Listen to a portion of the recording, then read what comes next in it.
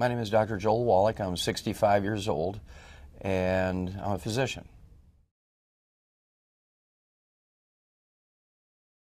I think the thing that makes my view different on health is that I'm a veterinarian as well as a physician. And in veterinary medicine, we don't have insurance for animals like we do people. And if we were to use a human healthcare type of system for livestock, it'd be sticker shock for you. Your hamburger would cost you $275 a pound just to pay for the health care. We learned in the animal industry that we could keep the price of animal products down to where the average person could afford to eat them every day simply by eliminating health care costs. And we do this with these little alfalfa pellets. And everybody's seen these little alfalfa pellets, mouse pellets, and rat pellets, and hamster pellets, and gerbil pellets. The reason why we put these animal feeds into the pelletized farm is so that every mouthful is biochemically perfect.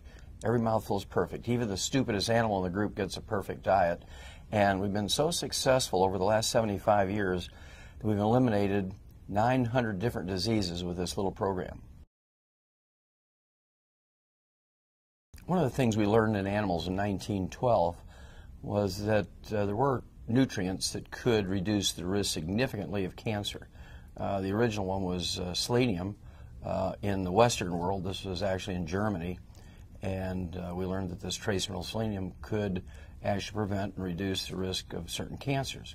10,000 years before that, the Chinese realized that arsenic, a trace mineral, was a great treatment for certain types of blood cancers like leukemia and lymphomas.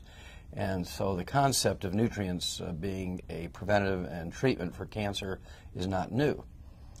We do know that antioxidants are just exceptional nutritional therapies for cancer, and also preventative. For instance, you can reduce the risk of colon cancer with a single multiple. This was a nurses' health study from Harvard Medical School. They looked at 90,000 nurses over a 15-year period. They found that they could reduce the risk of colon cancer by 75%. That's right, 75%. And there's no drug that would reduce the risk of colon cancer by 1%. And then you take the antioxidants that are found in dark berries, such as blackberries and blueberries and black raspberries and black cherries and strawberries. These antioxidants that are found naturally in these dark berries can reduce the risk of colon cancer by 80%, according to the University of Ohio.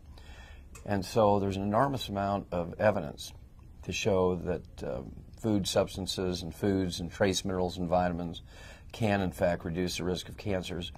And some of them, like the trace mineral selenium, is an excellent choice for somebody who has prostate cancer and breast cancer. Enormous amount of evidence to show this.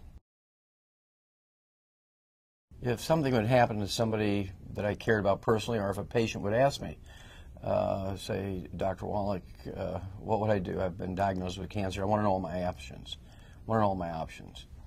And personally, I would never recommend chemotherapy and radiation. There are times in which surgery is important to remove a large mass that's obstructing a blood vessel or maybe the digestive system, and you have to do what's called debulking the system, where you're removing a physical mass that's obstructing something. On occasion, that's necessary. But there's more damage caused by chemotherapy and radiation than there is benefit. And you want to support the immune system, which is the best friend of any cancer patient, with all the known essential nutrients. People forget that the immune system needs nutrients to function just like everything else. And so I would support their immune system with all the known essential nutrients. And then, very specifically, I would throw in all of the antioxidants, and I would err on the side of excess when it comes to the antioxidants. Doctors who treat cancer patients with chemotherapy and radiation, they get all concerned about people taking antioxidants when they're giving chemotherapy and radiation, because they're afraid that the antioxidants will neutralize the damaging effects of the radiation and chemotherapy.